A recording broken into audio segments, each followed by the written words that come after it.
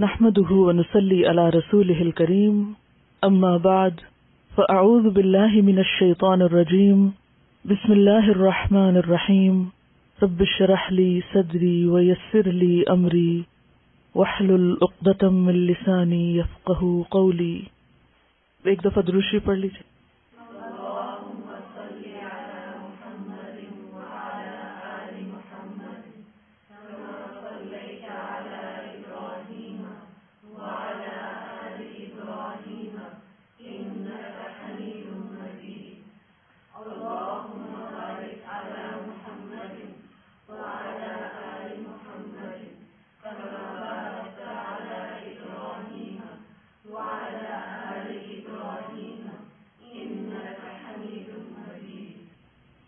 حسن اخلاق، اچھا اخلاق، خوبصورت اخلاق، عمدہ اخلاق، جو ہم سب کو اچھا لگتا ہے، جو ہمیں اپنے اندر اپنانا ہے، اور جس کے لیے ہمیں کوشش کے ساتھ ساتھ اللہ تعالیٰ سے دعا بھی کرنی ہے.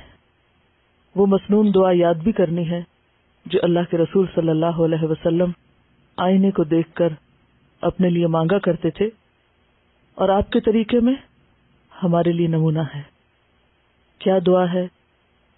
اللہم کما حسنت خلقی فحسن خلقی. اے اللہ، جس طرح تو نے میری صورت اچھی بنائی اسی طرح تو میرا اخلاق بھی اچھا بنا دے. اخلاق جس کا روٹ مادہ خا لام قاف ہے، اگر اسے خلق پڑھا جائے تو معنی ہوتا ہے پیدا کرنا، صورت گری کرنا، اور اگر اس کو خلق پڑھا جائے یا خلق پڑھا جائے تو مراد ہوتی ہے عادت، طبیعت، خصلت. اسی مادے سے خلق اگر ہو تو معنی ہوتا ہے پرانا ہونا، بوسیدہ ہونا. ان تین لفظوں میں آپس میں کیا مماثلت ہے؟ خلق پیدائش کے لیے، کسی چیز کو عدم سے وجود میں لانا، خلق عادت اور اس کی ظاہری شکل و صورت، اور بوسیدہ ہونا یا پرانا ہونا کیا معنی رکھتا ہے کہ انسان کی وہ عادات اور انسان کا مزاج جو مسلسل ایک کام کے بعد پختہ ہو جاتا ہے، وہی دراصل اس کی عادت یا اس کا اخلاق بنتا ہے.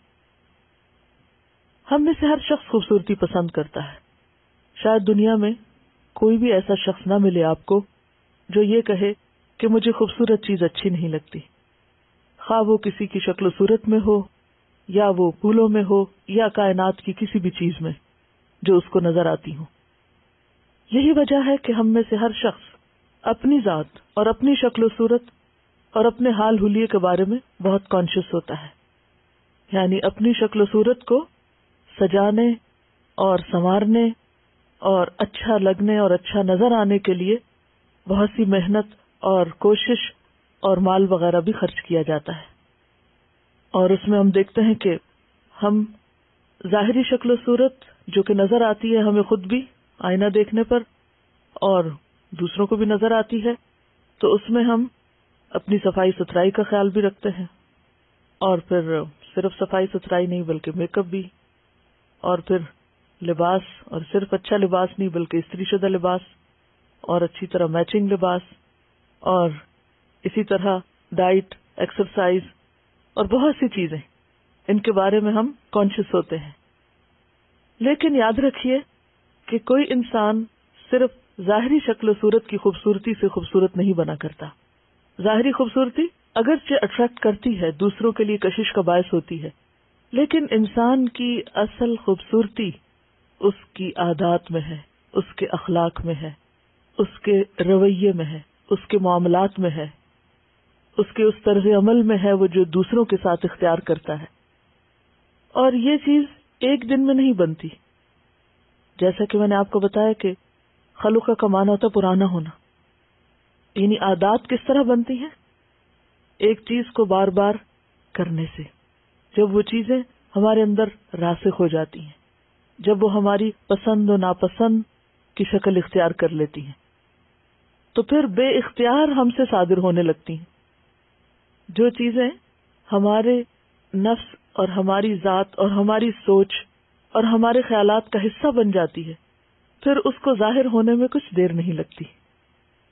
تو گویا اچھے اخلاق کے لیے صرف مصنوعی، آرٹیفیشل، ظاہری اور وقتی کوششیں فائدہ نہ دیں گی جب تک کہ ہمارا اندر نہیں سنورتا، جب تک یہ چیزیں اندر راسخ نہیں ہوتی، جب تک ان کی اندر بنیاد نہیں بنتی، اور جب تک ہم ان کو بار بار کرتے نہیں رہتے.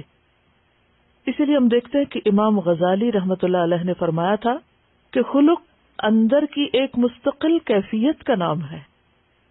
یعنی وہ اخلاق کو باہر کی چیز نہیں بتاتے بلکہ اندر کی چیز بتاتے ہیں کہ خلق اندر کی ایک مستقل کیفیت کا نام ہے جس کے مطابق ہمارے اعمال ہوتے ہیں. یعنی ہمارے رویے ہمارے اندر کی کیفیت کے تابع ہوتے ہیں. تو اس میں تو کوئی شک نہیں کہ اچھی چیز ہر ایک کو اچھی لگتی ہے.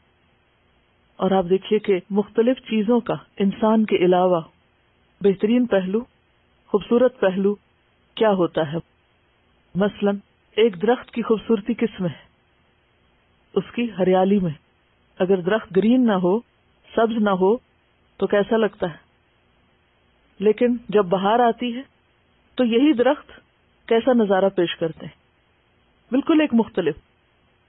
ایک پھول کی خوبصورتی کس میں ہوتی ہے؟ صرف اس کے رنگ میں نہیں، اس کی خوشبو میں.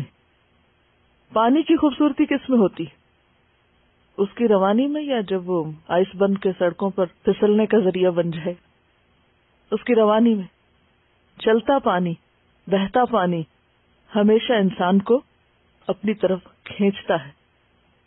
کبھی سمندر کے کنارے جانے کا اتفاق ہوا ہوگا، کبھی کسی بہتے دریا کو دیکھا ہوگا، کبھی آبشاروں کو گرتے. تو گویا کوئی بھی خوبصورت چیز یا کسی بھی چیز کا خوبصورت پہلو جو اس کا ایک مستقل حصہ ہوتا ہے اور وہی اس کی خوبصورتی ہوتی، اس سے انسان کبھی نہیں اکتاتا. اسی طرح انسان کی زندگی کا خوبصورت ترین پہلو یا انسانیت کا اعلیٰ ترین درجہ اس کے اچھے اخلاق میں ہے، جس سے اس کے آس پاس والے لوگ کبھی بھی نہیں اکتاتے، کبھی بھی نہیں تھکتے، اور وہ کھنچ کھنچ کر اس کی طرف چلتے چلے جاتے ہیں. اسی لیے ہم دیکھتے ہیں کہ آپ صلی اللہ علیہ وسلم جو اخلاق کے اعلیٰ ترین مرتبے پر تھے، آپ کا کیا حال تھا؟ لوگوں کا آپ کے ساتھ کیا معاملہ تھا؟ دوست تو دوست، دشمن بھی آپ کی طرف کھینچتے چلے جاتے تھے، آپ کی طرف مائل ہوتے تھے، آپ کے قریب آتے تھے، آپ سے دور نہیں بھاگتے تھے. تو ہمیں ایسا انسان بننا ہے کہ جو اللہ کا محبوب بھی ہو اور بندوں کا محبوب بھی، جو بندوں کے لیے بھی اپنے اندر ایک کشش رکھتا ہو. یہ نہیں کہ اسے دیکھتے ہی لوگ بھاگ نکلیں، کیونکہ بندوں کو تو وقتی طور پر بندے بے وقوف بھی بنا سکتے ہیں، لیکن اللہ کو کوئی دھوکہ نہیں دے سکتا. تو بندوں سے بڑھ کر ہمیں اپنے رب کی نظر میں خوبصورت بننا ہے، اور جو اپنے رب کی نظر میں خوبصورت ہو جاتا ہے وہ خود بخود بندوں کا محبوب ہو جاتا ہے، وہ پھر سب کے لیے خوشی کا باعث بن جاتا ہے. حدیث سے ہمیں پتہ چلتا ہے کہ اللہ تعالیٰ کو بندے کے اندر جو چیز مطلوب ہوتی ہے وہ اللہ کا ڈر، تقوی اور اچھا اخلاق، کہ اندرونی کیفیت اس کی کیا ہو کہ وہ اللہ سے ڈرتا ہو، اور بیرونی کیفیت کیا ہو کہ اس کی عادات اچھی ہوں. تو یاد رکھیے کہ اخلاق صرف دوسروں کے ساتھ اچھا معاملہ کرنے کا نام نہیں، اخلاق خود اپنے اندر اچھی عادات، ایٹیکیٹس، مینرز اور اچھے رکھ رکھاؤ کا نام بھی ہے. یعنی خواہ آپ کسی کے ساتھ معاملہ کریں یا تنہائی میں ہوں، اکیلے ہوں، کوئی آپ کو دیکھنے والا نہ ہو، تو جب بھی آپ اسی طرح اچھے ہوں. اور پھر یہ کہ آپ کا معاملہ صرف بندوں کے ساتھ نہیں، کائنات کی باقی چیزوں کے ساتھ بھی اچھا ہو. خواہ آپ جانوروں سے معاملہ کریں، خواہ آپ پودوں سے معاملہ کریں، خواہ آپ زمین سے معاملہ کریں. اچھے بندوں کی صفت قرآن پاک میں کیا بتائی گئی ہے؟ وَعِبَادُ الرَّحْمَنِ الَّذِينَ يَمْشُونَ عَلَى الْأَرْضِ هَوْنًا، کہ رحمان کے بندے زمین پر آہستگی سے چلتے ہیں. وہ زمین کو بھی اس کا حق دیتے ہوئے چلتے ہیں، پاؤں مار کے نہیں چلتے، کیونکہ انہیں معلوم ہے کہ ہمارے پاؤں مارنے سے زمین پھٹ نہیں سکتی. اکڑ کے نہیں چلتے، کیونکہ انہیں معلوم ہے کہ وہ جتنا بھی اکڑیں وہ پہاڑوں کی بلندی کو نہیں پہنچ سکتے، لہذا ان کے رویے میں عاجزی اور انکساری ہوتی ہے۔ تو اس تمہید کے بعد اب ہم کتاب شروع کرتے ہیں انشاءاللہ، تاکہ پھر ان احادیث ہی کی روشنی میں ہم اپنا جائزہ لے سکیں۔ تو پہلا چیپٹر ہے حسن الخلق، اردو میں کہتے ہیں حسن اخلاق اور انگریزی میں گڈ کیریکٹر۔ قال اللہ تعالی وَإِنَّكَ لَعَلَى خُلُقٍ عَظِيمٍ، سورۃ القلم۔ اللہ سبحانہ وتعالی فرماتے ہیں اور بے شک تم اخلاق کے بڑے مرتبے پر ہو۔ کس سے خطاب ہے؟ رسول اللہ صلی اللہ علیہ وسلم سے، کہ دنیا میں سب سے بلند اور اعلیٰ ترین اخلاق کے مالک اللہ کے رسول صلی اللہ علیہ وسلم تھے۔ لہذا اگر کوئی شخص یہ چاہتا ہو کہ اس کا اخلاق اچھا ہو جائے تو اس کے لیے کیا ضروری ہے؟ کہ وہ آپ کی پیروی کرے، آپ کے اسوہ حسنہ کو دیکھے اور آپ کے طریقوں کے مطابق اپنی زندگی کا طریقہ طے کرے۔ اس میں آپ دیکھیے کہ ایک اور آیت کا حوالہ بھی دیا گیا ہے کہ آپ کا معاملہ لوگوں کے ساتھ کیسا معاملہ تھا، یا آپ کا اخلاق کس چیز پر مبنی تھا۔ قال اللہ تعالی فَبِمَا رَحْمَةٍ مِّنَ اللَّهِ لِنْتَ لَهُمْ وَلَوْ كُنْتَ فَظًّا غَلِيظَ الْقَلْبِ لَانفَضُّوا مِنْ حَوْلِكَ، آل عمران 159۔ اللہ تعالیٰ کا ارشاد ہے کہ اے پیغمبر صلی اللہ علیہ وسلم، یہ اللہ کی بڑی رحمت ہے کہ تم ان لوگوں کے لیے بہت نرم مزاج واقع ہوئے ہو، ورنہ اگر کہیں تم تند ہو اور سنگ دل ہوتے تو یہ سب تمہارے گرد و پیش سے چھٹ جاتے، سب بھاگ جاتے۔ تو اس سے کیا پتہ چلتا ہے کہ بہترین اخلاق کی علامت کیا ہے؟ کہ انسان کا کردار اور اس کی شخصیت ایسی ہو کہ لوگ اس کی طرف کھنچتے چلے آئیں، نہ کہ بھاگ نکلیں، خوفزدہ ہوں۔ زید بن حارثہ کا نام تو آپ نے سنا ہوگا۔ کون تھے زید بن حارثہ؟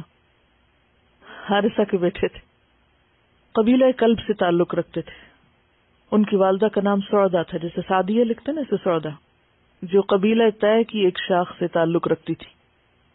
زید جب 8 سال کے تھے تو اس وقت ان کی ماں ان کو لے کر اپنے میکے چلی گئی، اور وہاں ان پر ایک اور قبیلے نے حملہ کیا، اور جو کچھ ان کے پاس تھا، یعنی ان کے میکے والوں کے پاس، سب لوٹ کے لے گئے، اور ان لوٹ کی چیزوں میں حضرت زید بھی تھے۔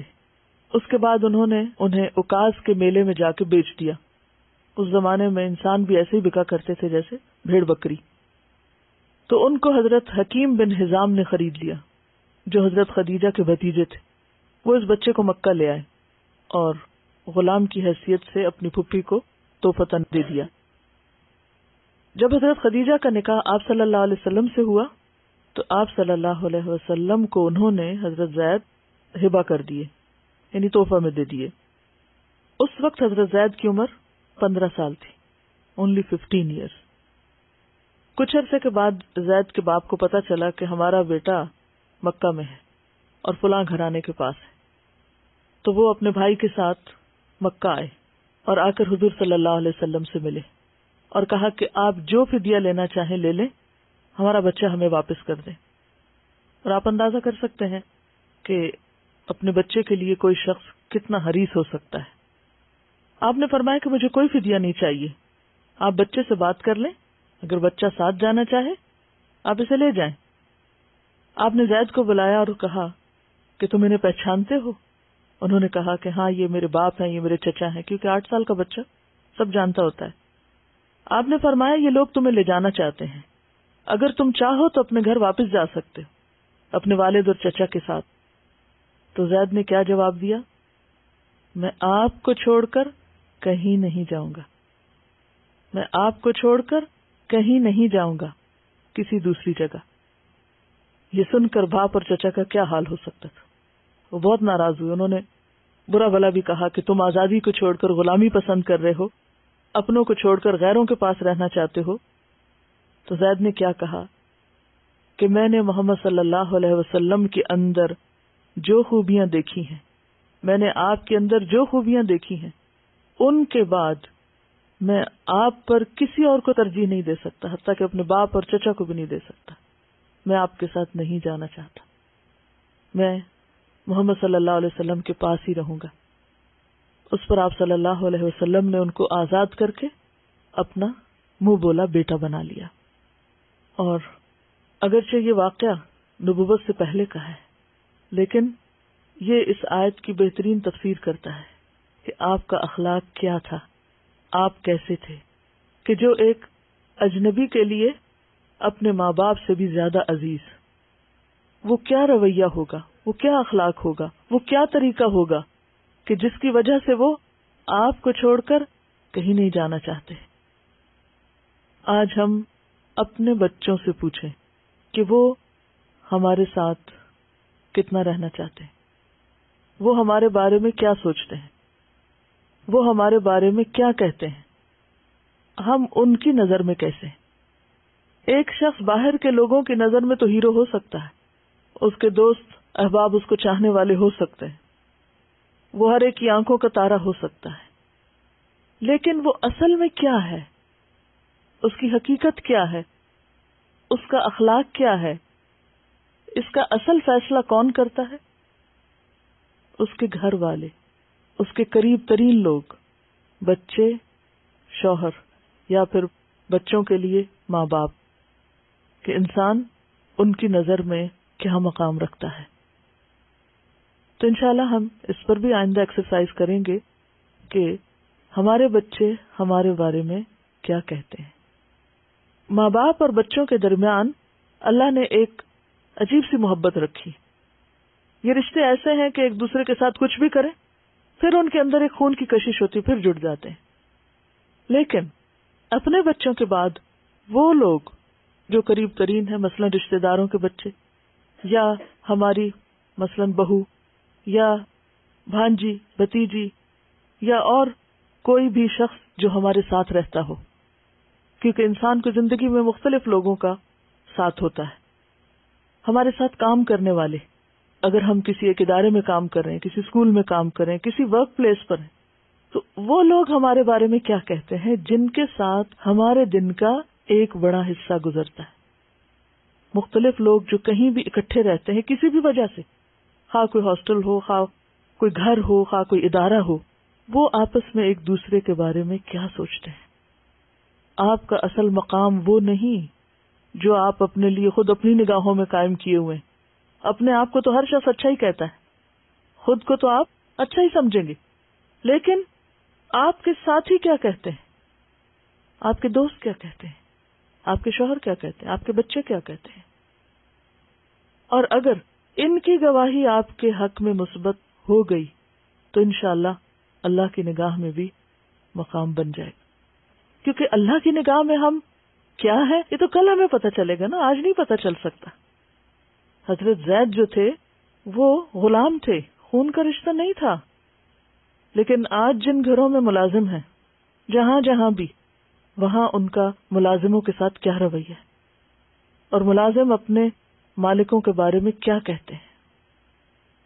تو ہم سب کے لیے ایک ٹیسٹ ہے کہ ہم قریب ترین لوگوں کے ساتھ کیسے ہیں. کیونکہ یہاں آپ صلی اللہ علیہ وسلم کی جو خوبی بیان کی گئی ہے وہ کیا ہے؟ اگر تم تندخو ہوتے، سنگ دل ہوتے، سخت دل ہوتے، یہ سب تمہارے آس پاس سے چھٹ جاتے، بھاگ جاتے، تمہیں چھوڑ جاتے. حدیث نمبر 1 عن ابی ہریرہ ان رسول اللہ صلی اللہ علیہ وسلم قال انما بعثت لاتمم صالح الاخلاق رواہ البخاری فی الادب المفرد. سیدنا ابو ہریرہ رضی اللہ عنہ سے روایت ہے کہ رسول اللہ صلی اللہ علیہ وسلم نے فرمایا، بے شک میں اچھے اخلاق کی تکمیل کے لیے بھیجا گیا ہوں. یعنی آپ کی آمد کا مقصد کیا تھا کہ خوبصورت اخلاق کو مکمل کر دیا جائے، اس میں سے کوئی چیز بھی باقی نہ رہے. گویا اچھا اخلاق، اعلی اخلاق، اور پھر اخلاق بھی مکمل اخلاق. دنیا کے مختلف مذاہب میں، مختلف اقوام میں، مختلف لوگوں کے ہاں اخلاق کے بارے میں بہت کچھ لکھا پڑھا اور کہا گیا ہے، یعنی بیسک ہیومن ایتھکس پڑھے لکھے ان پڑھ لوگوں، جاہل عالم، مشرق مغرب، ہر ایک کے ہاں اس کا کچھ نہ کچھ حصہ ملتا ہے، یعنی کوئی بھی انسان اس تصور سے خالی نہیں ہے.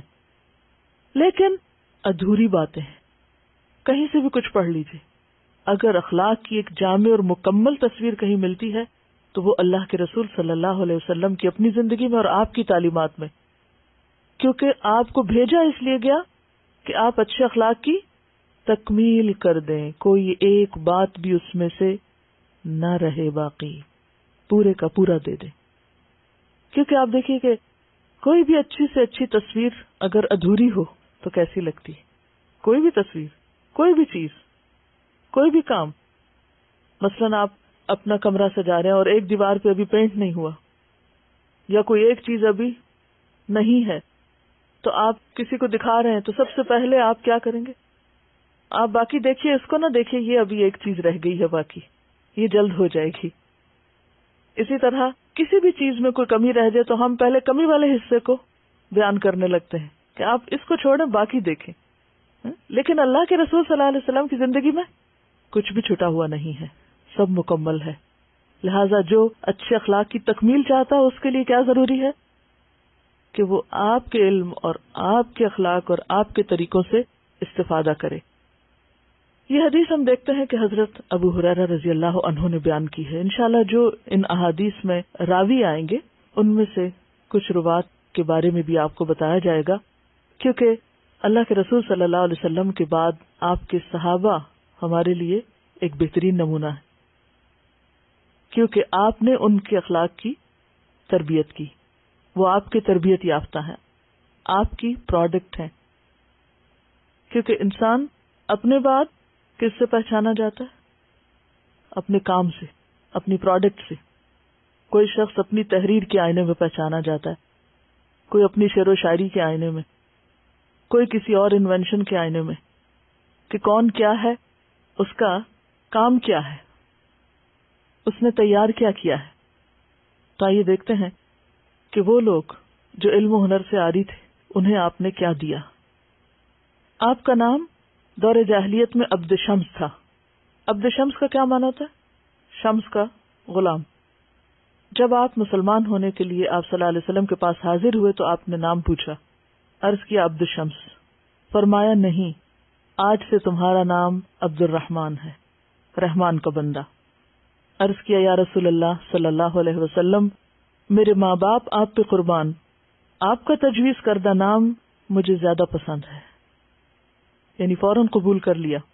کنیت ابو ہریرہ تھی، یعنی نام ابو ہریرہ نہیں تھا، کنیت تھی. یعنی آپ کو ابو ہریرہ سے بلایا جاتا تھا، ابو ہریرہ کہہ کے. وجہ کیا تھی کہ بچپن میں بلی سے بہت کھیلتے تھے تو ان کے ساتھی ان کو ابو ہریرہ، بلیوں کے باپ، یعنی لفظی معنی یہ بنتا ہے، یہ کہا کرتے. ہریرہ ہر سے ہے، ہر بلے کو کہتے ہیں، اور پھر ہریرہ یعنی چھوٹا بلی کا بچونگڑا. تو آپ صلی اللہ علیہ وسلم کبھی کبھی ان کو پیار سے ابو ہر کہتے تھے. ابو ہریرہ کی بجائے کیا کہتے؟ ابو ہر. تو ان کو بھی اپنے لیے ابو ہریرہ سے زیادہ ابو ہر کہنا پسند تھا. بہرحال آپ مشہور ابو ہریرہ کے نام سے ہوئے. حضرت ابو ہریرہ رضی اللہ تعالیٰ عنہ نے طفیل بن عمرو الدوسی کی وساطت سے اسلام قبول کیا تھا. یہ دوس کے قبیلے سے تعلق رکھ. دوس کہاں تھا؟ یمن میں. ہجرت کے 6 سال بعد تک وہ اپنے قبیلے میں ہی رہے، آپ کے پاس نہیں آ سکے. پھر آپ کی قوم کا، قبیلہ دوس کا ایک وفد آپ کے پاس آیا تو یہ اس وفد میں آپ کے پاس آئے اور پھر واپس نہیں گئے اور اپنے آپ کو رسول اللہ صلی اللہ علیہ وسلم کی خدمت کے لیے وقف کر دیا. ہر وقت دن رات مسجد میں رہتے تھے، اور مسجد سے مراد یہاں مسجد کا وہ حصہ جو صفہ کے نام سے مشہور تھا، اور اصحاب صفہ میں حضرت ابو ہریرہ بھی شامل تھے. جب تک نبی صلی اللہ علیہ وسلم زندہ رہے آپ نے شادی نہیں کی. آپ کے ساتھ آپ کی بوڑھی والدہ بھی تھیں. والدہ نے اسلام نہیں قبول کیا اور وہ حضرت ابو ہریرہ کو بھی بار بار اسی پہ اکساتی کہ تم واپس اپنے دین میں لوٹو، اور بہت ناراض ہوتی. اور ایک روز تو اتنا زیادہ برا بھلا کہا ابو ہریرہ کو اسلام لانے پر کہ روتے ہوئے آپ کی خدمت میں پہنچے اور آپ سے عرض کیا کہ اللہ کے رسول صلی اللہ علیہ وسلم، میری والدہ اسلام کے بارے میں، آپ کے بارے میں بہت بری بری باتیں کرتی ہیں، آپ ان کے لیے دعا کریں۔ تو آپ صلی اللہ علیہ وسلم نے ان کی والدہ کے لیے دعا کی۔ ابو ہریرہ آپ کی مجلس سے اٹھ کر جب گھر واپس گئے تو پتہ چلا کہ والدہ غسل لے رہی۔ بہرحال جب کپڑے وغیرہ پہن کر سامنے آئیں تو خود ہی پکار اٹھتی ہیں، اشہد ان لا الہ الا اللہ و اشہد ان محمدن عبدہ و رسولہ۔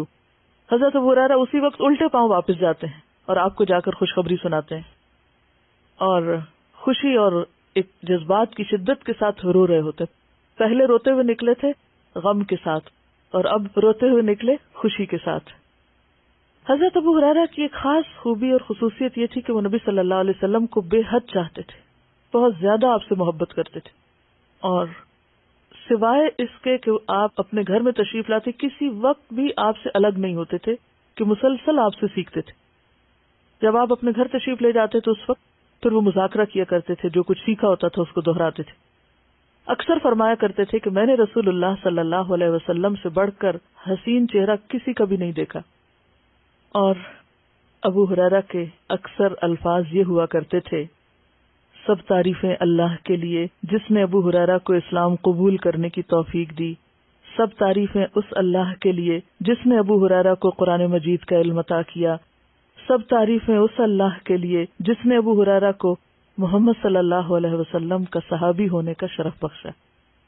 یعنی ان تین باتوں پر، اپنے اسلام پر، قرآن کے علم پر اور آپ کے ساتھی بننے پر بار بار شکر کیا کرتے تھے۔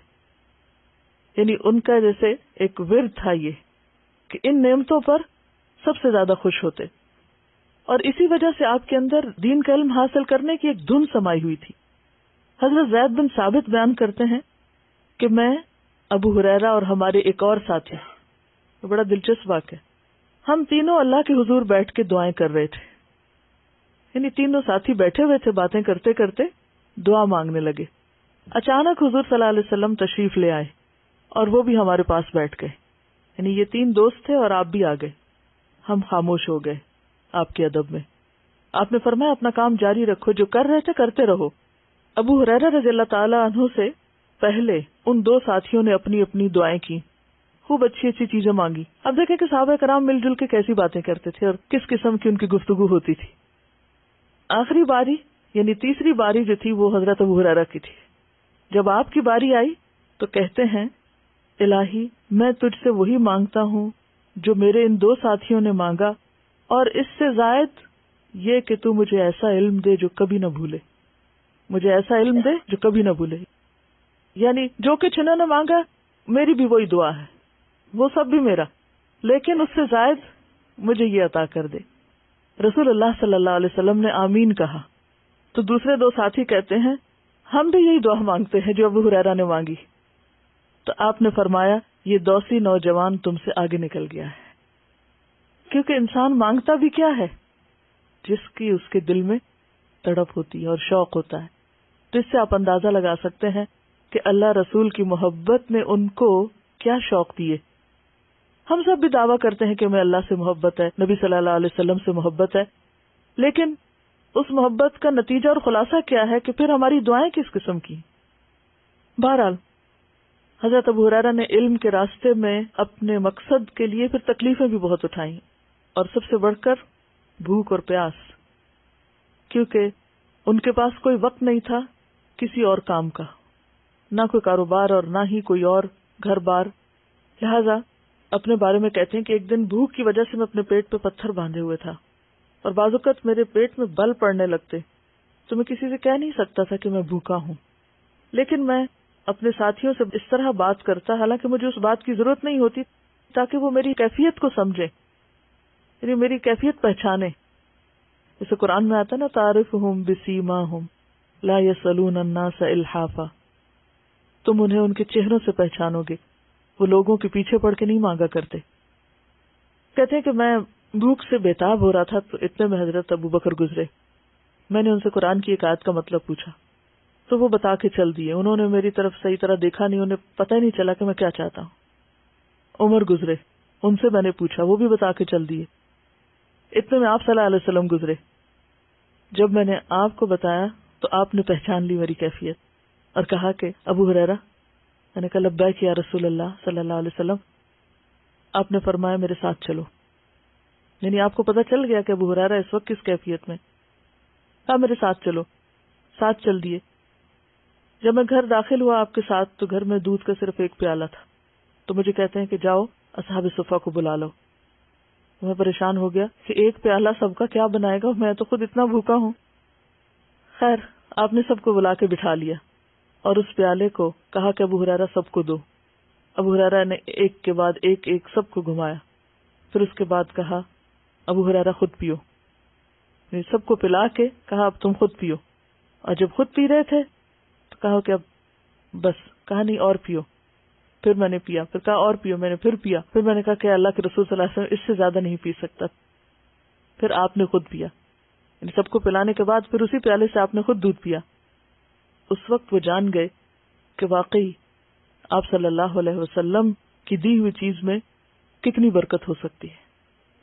بہرحال حضرت ابو ہریرہ نبی صلی اللہ علیہ وسلم کی زندگی میں تو اسی حال میں رہے، لیکن آپ سب جانتے ہیں کہ جب حضرت عمر رضی اللہ تعالیٰ عنہ کا دور آیا تو اس وقت ہر طرف اسلامی فتوحات تھی.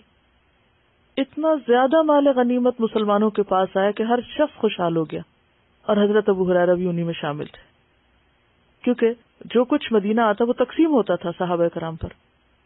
اور جب آپ کے پاس مال آیا تو پھر آپ نے شادی کی اور اس کے بعد آپ نے گھر کا ساز و سامان وغیرہ لیا. آپ اکثر کہا کرتے تھے میں نے یتیمی کی حالت میں پرورش پائی. اپنے بارے میں کیا کہتے؟ میں نے یتیمی کی حالت میں پرورش پائی، مسکینی کی حالت میں ہجرت کی. یعنی میرے پاس کچھ نہیں تھا.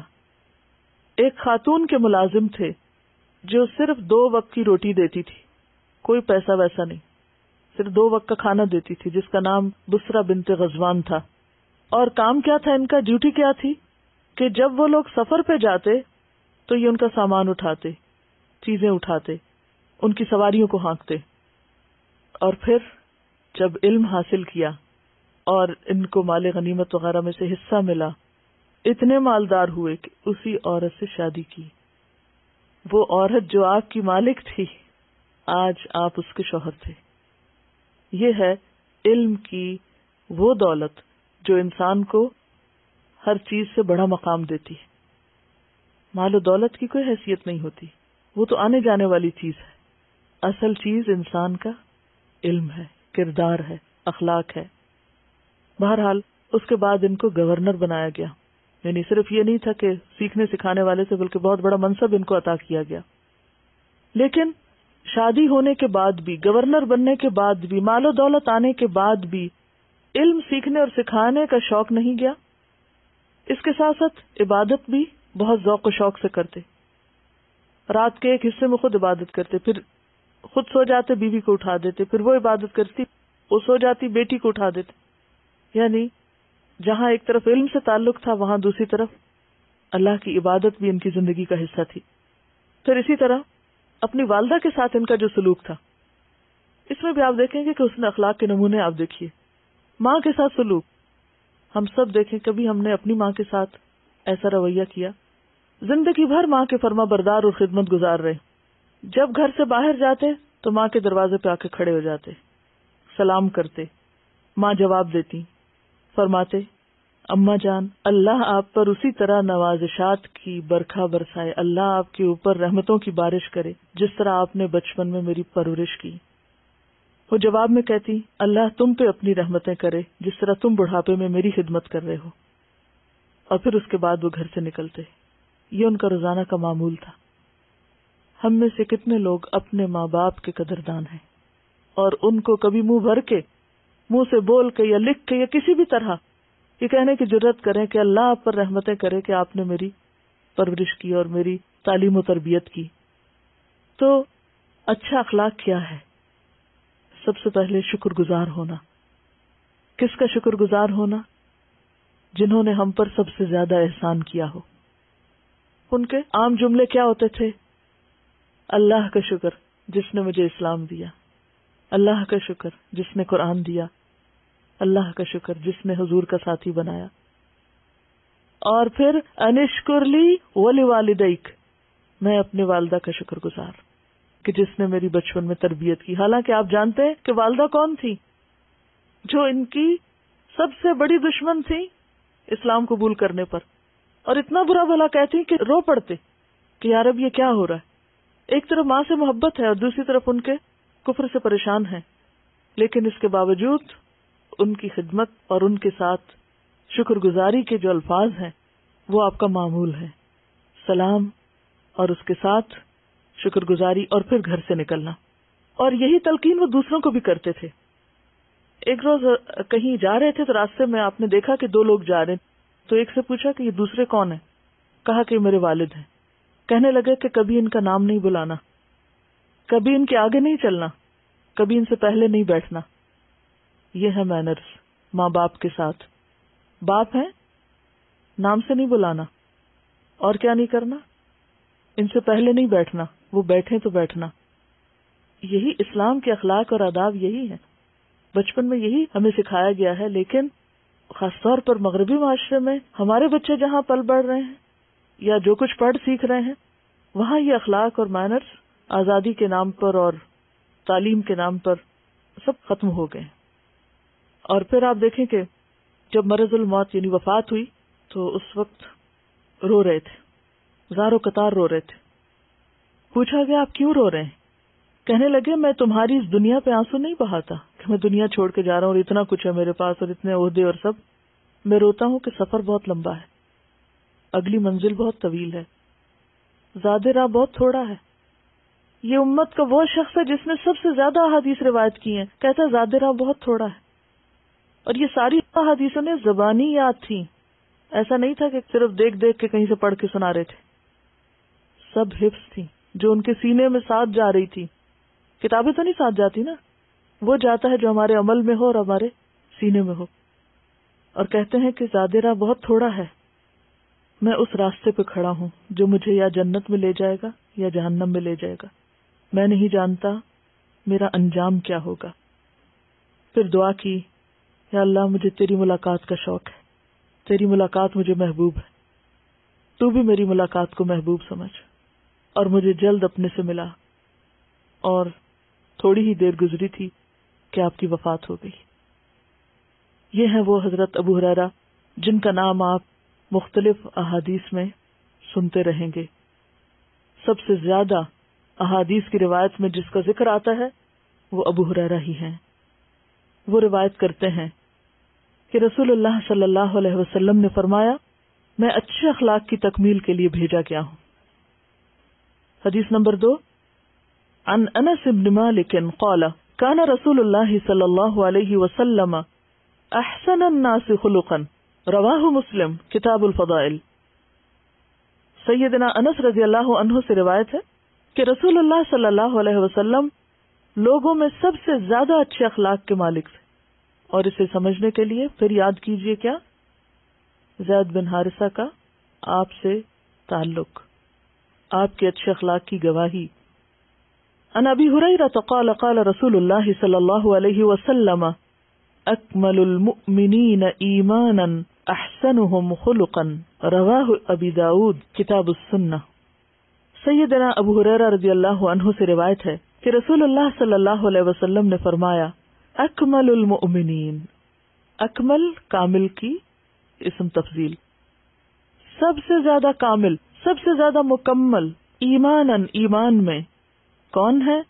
احسنہم جو سب سے اچھے ہیں, خلقاً اخلاق میں, یعنی سب سے زیادہ ایمان ان کا مکمل ہے جن کا اخلاق سب سے اچھا ہے.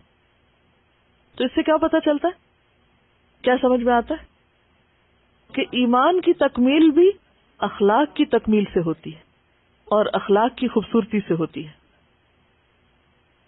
عن ابی الدرداء قال سمعت رسول اللہ صلی اللہ علیہ وسلم يقول ما من شيء يوضع في الميزان اثقل من حسن الخلق وان صاحب حسن الخلق ليبلغ به درجة صاحب الصوم والصلاة, رواہ الترمذی کتاب البر والصلة. عن ابی الدرداء, ابو الدرداء رضی اللہ عنہ سے روایت ہے, قال کہتے ہیں, سمعت رسول اللہ, میں نے رسول اللہ صلی اللہ علیہ وسلم سے سنا، یقول، آپ فرماتے ہیں، ما من شیء، نہیں کوئی بھی چیز، یودع، جو رکھی جائے گی، وضع یدع سے، یودع مجھول ہے، فی المیزان، میزان میں، اثقل، زیادہ وزنی، ثقیل، من حسن الخلق، حسن الخلق سے، اچھے اخلاق سے، وَإِنَّ صَاحِبَ حُسْنِ الْخُلُقِ، وَإِنَّ، اور بے شک، صاحبہ ساتھی، حسن الخلق، اچھے اخلاق والا، لَيَبْلُغُ، البتہ پہنچ جاتا ہے، بلغ یبلغ، بلوغ پہنچنا، بالغ ہونا اسی سے ہے، یعنی ایک سرٹن ایج کو پہنچنا، بھی ساتھ اس کے، کس کے؟ حسن خلق کے، اچھے اخلاق کے۔ اچھے اخلاق کے ذریعے پہنچ جاتا ہے ایک انسان کہاں؟ درجہ، درجے کو، کس کے؟ صاحب الصوم والصلاۃ، روزے اور نماز والے کے، یعنی ایک شخص جو ساری رات نماز پڑھے اور ہر روز روزہ رکھے تو جتنا ثواب وہ پا سکتا ہے اتنا ثواب کس کو مل جاتا ہے؟ اچھے اخلاق والے کو، اگرچہ وہ ساری رات نماز نہ بھی پڑھ سکے اور ہر روز روزہ نہ بھی رکھ سکے۔ تو سیدنا ابو الدرداء رضی اللہ عنہ کی روایت ہے کہ میں نے رسول اللہ صلی اللہ علیہ وسلم کو فرماتے ہوئے سنا، یعنی یہ انہوں نے براہ راست آپ سے سنی تھی بات، کہ میزان میں، اور میزان سے مراد کیا ہے؟ قیامت کے دن انسان کا نام اعمال جہاں تولا جائے گا، اس میں جو نیکی سب سے زیادہ وزنی ہوگی وہ حسن اخلاق ہوگا، یعنی باقی چیزوں کا بھی وزن ہے لیکن سب سے بھاری باٹ اور سب سے بھاری تول، جو بظاہر دیکھنے میں چھوٹا سا بھی ہو لیکن جو ہی وہ رکھا جائے گا تو میزان جھک جائے گا۔ تو اس سے آپ اندازہ لگا سکتے ہیں کہ حسن خلق کی ہماری زندگی میں کس قدر اہمیت ہے۔ اور پھر یہ ہے کہ عبادات کا درجہ جو ہے وہ اپنی جگہ ہے، لیکن اگر کوئی فرائض کے بعد اچھا اخلاق اور اچھا معاملہ رکھتا ہے تو وہ نوافل ادا کرنے سے بھی زیادہ انسان کو اللہ کے قریب کر دیتا ہے۔ اگلی حدیث ہے، عن ابی ہریرہ قال قال رسول اللہ صلی اللہ علیہ وسلم خصلتان لا تجتمعان فی منافق، حسن سمت ولا فقہ فی الدین، رواہ الترمذی کتاب العلم۔ ابو ہریرہ رضی اللہ عنہ سے روایت ہے کہ رسول اللہ صلی اللہ علیہ وسلم نے فرمایا، خصلتان، دو خصلتیں، دو عادتیں، اخلاق کی دو باتیں، لا تجتمعان، نہیں جمع ہو سکتی، فی منافق، کسی منافق میں، کسی منافق میں یہ دو باتیں ہو ہی نہیں سکتی۔ حسن سمت، اچھی چال چلن، اچھا معاملہ، اچھا رویہ، اچھا اخلاق، ولا فقہ فی الدین، اور نہ دین کی سمجھ، یعنی منافق کے اندر دو چیزیں نہیں ہوتی، نہ اچھا اخلاق ہوتا ہے، بات کرتا ہے تو بدتمیزی سے، معاملہ کرتا ہے تو بد اخلاقی سے، اور دوسری چیز جو اس میں نہیں ہوتی وہ دین کی سمجھ، یعنی دنیا میں خوب سمجھدار ہے لیکن دین کی بات اس کی سمجھ میں نہیں آتی، اس کے اندر نہیں اترتی۔ اور اس کے برعکس ایک اور حدیث سے پتہ چلتا ہے کہ آپ سے پوچھا گیا، اسامہ بن شریک کی روایت ہے، قالوا یا رسول اللہ ما خیر ما اوتی الناس، وہ کون سی بھلائی ہے جو سب سے زیادہ بہتر ہے جو لوگوں کو دی گئی، یعنی لوگوں کو سب سے اچھی چیز کیا ملی ہے، یعنی انسان کو کیا کچھ ملتا ہے، ایک انسان کے پاس مال، دولت، اولاد، گھر بار، کاروبار، علم، ڈگریاں، معلوم نہیں کیا کیا چیزیں انسان نے اکٹھی کی ہوتی ہیں، لیکن ان سب کے اندر سے سب سے بہترین چیز کیا ہے کہ جو انسان کو مل جاتی؟ تو آپ نے فرمایا، ان الناس لم يعطوا شيئا خيرا من خلق حسن، کہ انسانوں کو اچھے اخلاق سے بڑھ کر کوئی بھی چیز اچھی نہیں ملی، یعنی سب سے زیادہ بہترین چیز اگر کسی کو ملی ہے تو وہ کیا ہے؟ اچھا اخلاق۔ یعنی منافق کو اچھا اخلاق نہیں ملتا، اور مومن کو ملنے والی چیزوں میں سب سے بہترین چیز اچھا اخلاق ہے۔ تو گویا خوش قسمت ہے وہ شخص جس کی عادتیں اچھی ہیں۔ اگلی حدیث عن ابی ذر قال قال لی رسول اللہ صلی اللہ علیہ وسلم اتق اللہ حیثما کنت واتبع السیئة الحسنة تمحها وخالق الناس بخلق حسن۔ ابو ذر رضی اللہ عنہ سے روایت ہے، قال لی، کہا مجھ سے، کس نے؟ رسول اللہ صلی اللہ علیہ وسلم نے۔ کیا کہا؟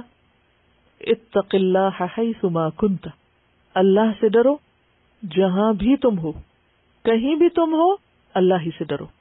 وَأَتْبِعِ السَّيِّئَةَ، اور پیچھے لے آؤ برائی کے، الحسنۃ بھلائی کو، تمحوها وہ اس کو مٹا دے گی، خواہ ذاتی زندگی میں ہو خواہ کسی انسان کے ساتھ ہو۔ وَخَالِقِ النَّاسَ، اور معاملہ کرو لوگوں سے، بخلق حسن، اچھے اخلاق کے ساتھ۔ رواہ الترمذی کتاب البر والصلۃ، اس کا رواں ترجمہ ابو ذر رضی اللہ عنہ سے روایت ہے کہ رسول اللہ صلی اللہ علیہ وسلم نے مجھ سے فرمایا، تو جہاں کہیں بھی ہو اللہ سے ڈر اور برائی کے پیچھے نیکی کر، نیکی برائی کو مٹا دے گی، اور لوگوں کے ساتھ اچھے اخلاق سے پیش آؤ۔ تین چیزیں اس حدیث میں بیان ہوئی۔ پہلی چیز تو بنیاد ہے اچھے اخلاق کی، کیا؟ جہاں ہو اللہ سے ڈرو، تو اس کا مطلب یہ کہ انسان کہیں بھی ہو لوگوں کے ساتھ اچھا معاملہ ہی کرے۔ اور دوسری چیز، اگر برائی ہو جائے تو اچھا کر لو، برائی ختم ہو جائے گی۔ اب آپ دیکھیں کہ اچھا اخلاق پھر کس سے مل کے بنتا ہے۔ نمبر ایک، اللہ کا ڈر، کہ بندہ بندوں سے زیادہ اللہ سے ڈرنے والا ہو، کہ میں جہاں بھی ہوں وہ مجھے دیکھ رہا ہے۔ کیونکہ جب تک ہم بندوں کی وجہ سے اچھے بنتے ہیں تو وہ صرف سامنے سامنے بنتے ہیں۔ تو اچھا اخلاق کسی جزوی چیز کا نام نہیں کہ کسی ایک جگہ آپ اچھے ہیں اور دوسری جگہ آپ بدترین ہیں۔ اچھا اخلاق اسی کا جو ہر جگہ ہی اچھا ہے، چاہے لوگوں کے سامنے چاہے ان کے پیٹھ پیچھے۔ بعض لوگوں کو آپ نے دیکھا ہوگا کہ سامنے تو بہت اچھی طرح ملتے ہیں لیکن پیچھے سے آپ کی جڑیں کاٹتے ہیں، آپ کے بارے میں انتہائی بری باتیں کرتے ہیں۔ تو یہ تو اچھے اخلاق میں نہیں شامل۔ اچھا اخلاق کیا ہے؟ سامنے بھی اور پیچھے بھی، ہر جگہ آپ اچھے ہی ہوں۔ اور یہ کب ہو سکتا ہے؟ جب آپ کے اوپر کس کی نگرانی ہو؟ صرف اللہ کی نگرانی۔ اللہ کی نگرانی ہوگی تو آپ ہر جگہ ہی اچھے ہو جائیں گے۔ تنہائی میں بھی اچھے ہیں، گھر میں بھی اچھے ہیں، باہر بھی اچھے ہیں، دکان پہ بھی اچھے ہیں، کہیں چلے جائیں دنیا میں آپ اچھے ہی ہیں۔ ہاں، آپ کسی جہاز میں یا گاڑی میں ہیں یا آپ دفتر میں ہیں، کہیں بھی ہیں آپ اچھے ہیں۔ لیکن یہ جب ہو سکتا ہے جب لوگوں کے اندر اللہ کا ڈر۔ دوسری بات ہے کہ ہم انسان ہیں، ہم سے غلطیاں ہوتی، کوتاہیاں ہوتی، ہم نیت کرتے ہیں، ہم ارادہ کرتے ہیں، پھر غلطی ہو جاتی، پھر بھول ہو جاتی۔ اس کا علاج بتا دیا گیا کہ مایوس نہ ہو۔ اگر ہم یہ کہیں ہم تو اچھے ہو ہی نہیں سکتے اور یہ میرے لیے تو بالکل ہی ناممکن ہے، تو یہ چیز ہمیں اپنی زندگی سے نکالنی ہوگی کہ ہو نہیں سکتا، سب کچھ ہو سکتا ہے۔ ہاں، اگر اچھا نہیں ہوا، برا ہوا تو کیا کرو؟ اچھا کر لو۔ مثلاً آپ سے کوئی غلطی ہو گئی تو آپ کیا کرو؟ بیٹھے رہو، دوبارہ نہ کرو، اس کے بعد کوئی نیکی کر لو۔ غلطی ہوگی توبہ کر لو، کوئی اچھا کام کر لو، صدقہ خیرات کر لو۔ اسی طرح اگر کسی کے ساتھ برا ہو گیا، کسی سے جھڑپ ہو گئی، کسی سے لڑائی ہو گئی، کسی کے ساتھ زیادتی ہو گئی، تو اب کیا کرو؟ اچھا کر لو۔ تو کیا ہوگا؟ پچھلی چیز مٹ جائے گی۔ یعنی آپ کے ہاتھ میں، آپ کے اختیار میں، آپ چاہیں تو اچھا کر لیں۔ اور پھر اس کے بعد تیسری چیز کیا ہے؟ وَخَالِقِ النَّاسَ بِخُلُقٍ حَسَنٍ، لوگوں کے ساتھ اچھے اخلاق کا برتاؤ۔ تو گویا اللہ کے ساتھ سچے ہوں، اللہ سے ڈریں۔ اپنے ساتھ سچے ہوں کہ غلطی ہو تو آپ کو خود پتا ہوتا ہے میں نے غلط کیا ہے، چاہے ساری دنیا بھی کہنا نہیں آپ نے غلط نہیں کیا۔ بعض اوقات ایسا ہوتا ہے نا، ہم کو غلط کر بیٹھتے ہیں، پھر ہمیں پریشانی ہوتی ہے، پھر ہم کسی سے پوچھتے ہیں اچھا تم مجھے بتاؤ میں نے ٹھیک کیا کہ نہیں کیا۔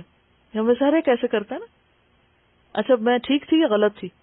اگر کوئی آپ کو کہے نہیں بالکل تم ٹھیک تھی، تم نے بہت اچھا کیا، پھر بھی آپ کو پتا ہوتا ہے کہ آپ نے اچھا نہیں کیا، تو اپنے ضمیر سے پوچھے کہ میں نے اچھا کیا یا نہیں کیا۔ اگر آپ کو پتا چل جائے میں نے نہیں کیا اچھا، تو سب تسلی دے تو بھی تسلی نہ کریں، توبہ استغفار کر کے اچھا کر کے اپنے ساتھ سچے ہو کے اپنی اصلاح کر لیں۔ اور تیسرا یہ کہ لوگوں کے ساتھ سچے ہو جائیں۔ تو یہ ہے بہترین اخلاق، اللہ کے ساتھ سچے، اپنے ساتھ سچے اور لوگوں کے ساتھ سچے۔ یہ ہے جامع اخلاق۔ یہ جو ہم اس وقت پڑھ رہے ہیں، اگرچہ ہم حدیث رسول صلی اللہ علیہ وسلم پڑھ رہے ہیں اور آپ کی حکمت سے استفادہ کر رہے ہیں، لیکن اصل پروگرام کیا ہے کہ یہ چیزیں ہمارے اندر آ جائیں، کیونکہ اسی میں فائدہ ہے۔ انسان کی دنیاوی خوبصورتی بھی اسی میں ہے، اور جنت میں بھی صرف اچھے اخلاق والی جائیں گے۔ کیوں؟ اس لیے کہ جنت کی ہر چیز خوبصورت ہے، ہر چیز۔ اس کی آپ دیکھیے ڈسکرپشن پڑھیے اگر جنت کی، اس کی دیواروں کی، اس کے فرش کی، اس کی چھت کی، اس کی کھڑکیوں کی، اس کی کوئی چیز جنت میں بدصورت نہیں ہے. یاد رکھیے جنت میں صرف خوبصورت لوگ بسائے جائیں گے، اور خوبصورت سے مراد صرف شکل نہیں، وہ تو شکل اللہ ہر ایک کی اچھی کر دے گا. وہاں اصل خوبصورتی اخلاق کی خوبصورتی. جنت خوبصورت لوگوں کے لیے بنی ہے، وہاں خوبصورت لوگ بسائے جائیں گے. اگر آپ چاہتے ہیں کہ جنت کے اہل بنے تو پھر خوبصورت بننا ہوگا. اور یاد رکھیے کہ ہمارا جو اپیرنس ہے نا، ہماری جو شکل و صورت ہے، یہ ہماری روح کی تصویر ہے. ہم اپنے چہروں سے کیا نظر آتے ہیں؟ جو ہم اندر ہوتے ہیں. اچھے اخلاق میں بھی اللہ کا ڈر ہوگا تو خود بخود عادتیں سنور جائیں گی، اچھا معاملہ ہونے لگے گا لوگوں سے. ہاں؟ اور وہ اندر خوبصورت ہوگا تو ہی معاملہ خوبصورت ہوگا، اور معاملہ خوبصورت ہوگا تو ہی اللہ تعالیٰ کی اس جنت کے اہل قرار پائیں گے. اور اگر یہاں لڑاکے، جھگڑالو، غیبت کرنے والے، تانے دینے والے، عیب چننے والے، دوسروں کے درمیان پھوٹ ڈلوانے والے اور بد اخلاق لوگ، چغل خور لوگ جنت میں جانے کے اہل نہیں. کیوں کہا گیا رشتوں کو کاٹنے والے جنت میں داخل نہیں ہو سکتے، چغل خور جنت میں داخل نہیں ہو سکتے، فسادیوں کے لیے جنت نہیں ہے. تو ہمارے لیے یہ ایک چیلنج ہے. یہ ایسا نہیں ہے کہ ایک آپشنل چیز ہے، یہ عبادت ہے. اچھا اخلاق کیا ہے؟ عبادت. اور عبادت کا بھی اعلیٰ ترین درجہ، جس میں انسان نفلی عبادت سے بھی زیادہ وزنی نیکی کما لیتا ہے اچھے اخلاق کے ذریعے. اور اس میں آپ دیکھیے کہ پچھلے ہفتے آپ کو ایک اسائنمنٹ دی گئی تھی، ہوم ورک دیا گیا تھا. میں نے آپ سے یہ بھی ریکویسٹ کی تھی کہ سب لوگ ایک ڈائری بنا لیں اور وہ ڈائری ساتھ لایا کریں، تاکہ یہیں بیٹھ کے ہم آپ سے کچھ چیزیں کرنے کو کہیں گے تو ساتھ ساتھ اسی میں ہی آپ لکھیں. تو اب آپ دیکھیے کہ آپ کو جو کام دیا گیا تھا وہ کیا تھا کہ آپ کم از کم 3 چیزیں ایسی لکھیں جو آپ کے فرسٹ ہینڈ ایکسپیرینس میں آئی ہوں، جو آپ کو کسی کی اچھی نہ لگی ہوں. اور آپ سب سے میں نے عرض کیا تھا کہ آپ اپنی ڈائریوں میں ان کو نوٹ کریں. اگلی بات یہ ہے کہ آپ کا اس موقع پر انسٹنٹ ریئیکشن کیا تھا. آپ نے کیا کیا؟ اس نے تو آپ کو ہرٹ کیا، اس نے تو اچھا نہیں کیا. وہ جو اس نے کیا تھا وہ تو اس کا اخلاق تھا، مگر آپ نے اس وقت کیا کیا؟ الحمدللہ جو آپ کی کلاس کی یہاں کی فیڈ بیک تھی اس کے کافی چیزوں کو میں نے کچھ پڑھوا کے سنا ہے، کچھ دیکھا ہے، پڑھا ہے، اور اوور آل بہت میں نے اس کو انجوائے کیا ہے. ایک مجھے بہت خوشی یہ ہوئی کہ آپ نے لکھا اور آپ نے دل کے حال بیان کیے اور آپ نے اپنے غموں کو شیئر کیا. جب کوئی ہرٹ کرتا ہے تو پھر انسان کو سمجھ نہیں آتی کہ میں کس سے کہوں، کیونکہ دل جب دکھی ہوتا ہے تو دل چاہتا ہے کسی کو سنائے تو پھر ڈر لگتا ہے غیبت نہ ہو اور بات بڑھ جائے گی، صبر کر لیں. لیکن صبر کرنے کے ساتھ علاج بھی چاہتے ہیں، سولوشن بھی ہونا چاہیے. تو بہرحال بہت اچھا کیا آپ نے جو بھی لکھا. اور اب یہ ہے کہ نیکسٹ ویک بھی آپ یہی کریں گے. جو آپ کو کسی میں اچھا نہیں لگا وہ آپ لکھیں گے. بے شک نام نہیں لکھیں، کیونکہ کہیں ایسا نہ ہو کسی اور کے ہاتھ ڈائری لگے اور یہ اصلاح کا پروگرام ادھورا ہی نہ رہ جائے. تو جو چیز آپ کو کسی کی اچھی نہیں لگی، اگلا کیا ہے؟ اس خرابی کو دیکھ کر، اس کی بدتمیزی کو دیکھ کر، بد اخلاقی کو دیکھ کر میرا ریئیکشن کیا تھا. ایک تو لکھنے سے آپ خود بھی انالائز کرنے لگیں گے کہ یہ میں کیا لکھ رہی ہوں، اور لکھتے وقت آپ کو اپنا بھی خیال آئے گا کہ کہیں میں خود بھی تو یہ نہیں کرتی. اگر کسی کی بات مجھے ہرٹ کر رہی ہے تو میری بھی تو کسی کو کر سکتی ہے. لیکن کرنا یہ ہے کہ ہمیں اپنا انسٹنٹ ریئیکشن دیکھنا ہے کہ ہم نے اس وقت کیا کیا، کیونکہ ہمیں دراصل اپنی اصلاح کرنی ہے.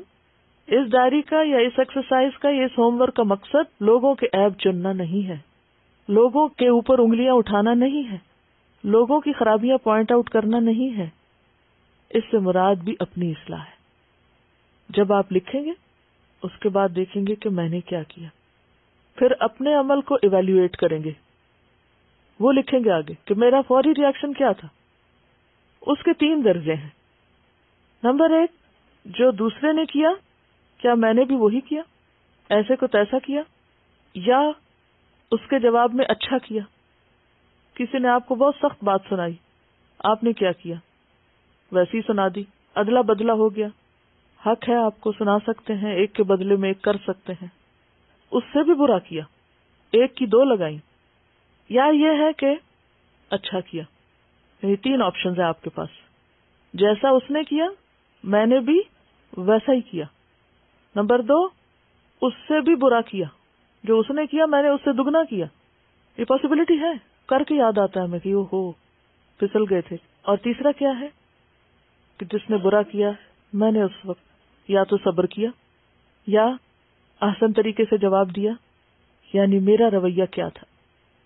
اب آپ اپنے آپ کو خود مارک کر دیں، آپ کا اخلاق کیا ہے. یہ دوسروں کے آئینے میں خود کو دیکھنا ہے، کیونکہ دو طرفہ معاملہ ہے نا، کہ ٹھیک ہے دوسرا تو ہے ہی خراب، لیکن میں کیا ہوں، مجھے تو اپنے بارے میں سوچنا ہے. اور اگر میں اچھی ہوں تو انشاءاللہ دوسرے بھی اچھے ہو جائیں گے. بہت سی چیزیں انسان اپنے اخلاق سے سکھاتا ہے. ٹھیک ہے. اب آپ دیکھیے کہ دو چیزیں ہوتی ہیں. ایک ہوتا ہے کسی کام یا بات یا معاملے کا آپ کی طرف سے آغاز. مثلا آپ اپنے گھر میں ایک ماں کی حیثیت سے یا بڑی بہن کی حیثیت سے اپنے سے چھوٹوں سے کیا معاملہ کرتی، حکم دیتی، یا اپنے ساتھیوں سے کیا معاملہ کرتے. جب آپ بات کرتے ہیں حاکمانہ انداز ہوتا ہے یا پھر سجیسٹو ہوتا ہے کہ آپ مشورہ دینے کے انداز میں. کیونکہ فرعون کے پاس جب موسیٰ علیہ السلام اور ہارون علیہ السلام کو بھیجا گیا تو کیا کہا گیا تھا؟ قُولَا لَهُ قَوْلًا لَيِّنًا، نرم بات کرنا. اور پھر فَقُلْ هَلْ لَكَ إِلَىٰ أَن تَزَكَّىٰ، یہ نہیں کہا تھا کہ اے فرعون تم سیدھے ہو جاؤ، میں اللہ کا رسول ہوں اور مجھے اللہ نے اتنی طاقت دی ہے، دیکھو تو صحیح میرا عصا اب کیا بنے گا، اور دیکھو کہ میرے پاس کیسے بڑی بڑی طاقت ہے. کوئی دھوس نہیں جمائی. اتنی طاقت کے باوجود بھی کہ وہ عصا جو سانپ بن جاتا تھا وہ تو اسی وقت بدلہ لے سکتے تھے کہ فوراً عصا پھینکتے اور سب کو وہ ڈرا کے رکھ دیتا اور سب چپ ہو جاتے. لیکن انہوں نے ایسا کوئی ہتھیار اختیار نہیں کیا، بلکہ کیا کہا گیا تھا؟ فَقُلْ هَلْ لَكَ إِلَىٰ أَن تَزَكَّىٰ، سوالیہ انداز تھا. کیا آپ چاہتے ہیں کہ میں آپ کو ایسی بات بتاؤں جس سے آپ کا تزکیہ ہو؟ کیا آپ تزکیہ اختیار کرنا چاہیں گے؟